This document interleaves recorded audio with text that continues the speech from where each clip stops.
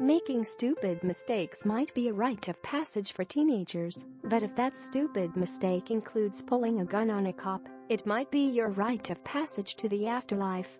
That was the case with one 17-year-old from Arkansas who unnecessarily escalated a routine traffic stop and ended up shot by police. The incident garnered quite a bit of press. And since the teen was black, the entire world wanted to pin the incident on police. Vigils were held, accusations were hurled, but in the end, the dashcam video was released, along with audio, and the world now knows the truth.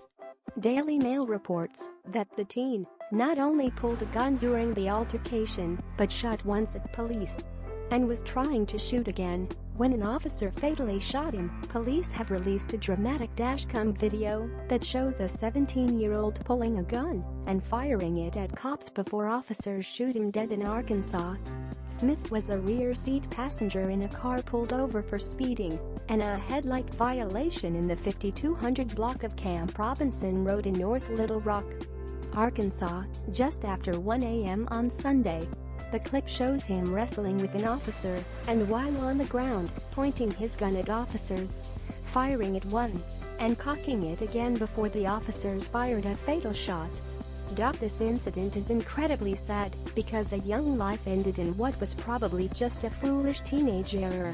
However, the problem is made way worse if his death is going to be used to cause more animosity against law enforcement and ingrained more young men and women with a mistrust that would cause them to have the same fate. North Little Rock Police Chief Mike Davis said he hopes releasing the video will dispel misinformation that Charles Smith was unarmed during the confrontation. Since the incident, a great deal of erroneous information has appeared on social media outlets. "I want to make sure we clear that up today," Davis said.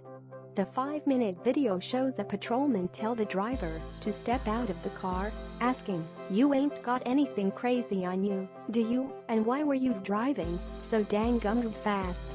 Man, it's worth noting here that the officer who initially engaged the teenager was perfectly polite and chatty.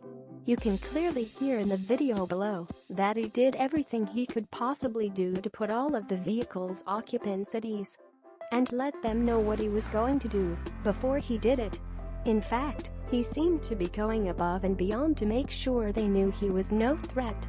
Nothing happened quickly until the gun came out. After searching the driver and a front seat passenger, the officer searched Smith and asked about weapons, marijuana and his Nike Air Force One shoes. "How do you like them?" the officer said, chit-chatting during a pat-down. After twice telling Smith to not reach for something, the two suddenly wrestled to the ground. "I can't go to jail," Smith cried out. An officer's attempt to use a taser failed. "Get your expletive hand out," an officer told Smith, whose hands were out of the camera's view. Then the officer yelled, "It's an expletive gun." The video shows Smith pointing a handgun at officers, cocking it while his right hand is pinned against a curb, firing it, and then cocking it again.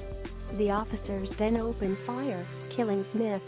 A lawyer for Smith's family, Willard Proctor Jr., said police showed the video to the teenager's relatives earlier Wednesday.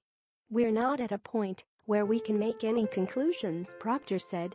He said that once a complete set of video footage is released, there could be an opportunity to look into what, if anything, could have been done differently. Davis said the officers involved did not have body cameras. He said the names of the officers involved could be released after a plan is in place to protect them. Since the agency has received threats, misinformation gets out that says the subject wasn't armed, the subject didn't shoot, Davis said. He was armed and we, in fact, had to take action because of that. I want people to see what happened. Any loss of life is a tragedy, but sadly we all make our own choices. And this young man made the choice to try and take a life, and the officers in question were just defending themselves. Warning, some strong language and disturbing images. Sadly, this death was destined to be politicized because of the color of his skin. If we remove that political aspect, though, we see a spooked kid that shouldn't have been in possession of a firearm who lied to police and then did a stupid thing that got him killed. The irony is that, if we spent as much time teaching our kids how to behave themselves around law enforcement instead of how to hate them, we would have less deaths and actually need less police.